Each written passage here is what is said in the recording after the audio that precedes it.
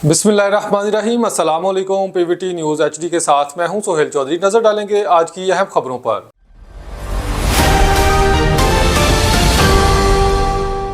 Burewala new गल्ला मंडी लुडन road Burewala को आवाम के लिए फाल कर दिया गया। रिपोर्ट डिस्ट्रिक्ट रिपोर्टर नूर अहमद जमलेरा। तफसील के मुताबिक पंजाब की जदीद तरीन गल्ला मंडी जो कि तमाम सहूलियात से आरास्ता है, ज़बरदस्त सिक्योरिटी सिस्टम और खुले रोड के साथ पंजाब की पहली जदीद तरीन गल्ला मंडी, इसको आवाम के लिए फाल कर दिया गया, जहाँ साफ शफाफ बोली के जरिए ज़रूरी अजनास का लेन देन शुरू हो गया।